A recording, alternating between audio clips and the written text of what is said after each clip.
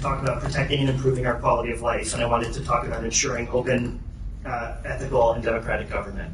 I feel like tonight's debate was great. We spent a lot of time on number 2, which is, we talked about lots of different visions about things like parks and traffic and all the rest, and education, very important topics. I do feel, I have to say, that the other topics we didn't really have a chance to discuss them, and there are some really important ideas that I want to mention in passing.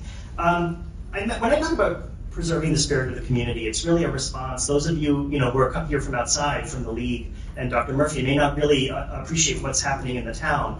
It's been a really divisive couple of years. And when I talk about preserving the spirit of the community, it doesn't break down in the sort of simple ways a lot of people think. It's not about past versus future or pro-development versus anti-development, although that's part of it. That's not the main thing. The thing is, I'm running in part because I really think Surfside has a soul. And I think the soul of Surfside has been under attack in the last 2 years because we've had our constitutional freedoms infringed by this commission. We've had serious ethical violations. The most important issue on the soul of the town is the Champlain South Memorial. We can have all the best parks you want, but I feel like if anybody ever sits in judgment of municipal officers, like some kind of local government version of St. Peter, the thing that he's going to ask us about is, what did you do for the 98 people who died? And under the current commission, there's been so much emphasis on the 96th Street Park and getting a plaque on that and getting that open before the election. And still, 3 years later, the grieving families have nowhere to go, even though the remains of their loved ones are on that site.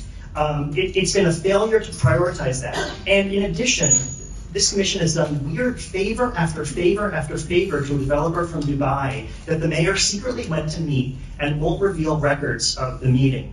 We didn't get to talk about that tonight, but it's a crucial issue in the town. I said it's the heart of this town is how do we honor the 98 people who died? And this commission has acted extremely strangely. The mayor doesn't answer public records requests, and the commission hasn't so far demanded that from him. We need to do something about this. This is one thing that I would prioritize, even if it's not like a quality of life issue. It's much more important than that. On the point about ethical government, I think we also have to consider there are some important choices that you have to make here. I mentioned earlier, and I think it does need to be said, that on the current commission, one individual is the largest developer in the residential district of the town.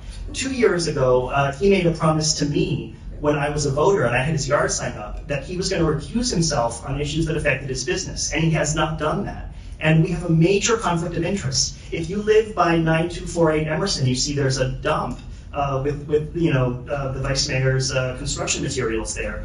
There's a lot of strange stuff going on in this town. We didn't get to talk about it tonight, but it's important and it's why I'm running. I said that I wanted to show you something better that politics could be, and I hope I did that, and I hope I get another chance to sit here.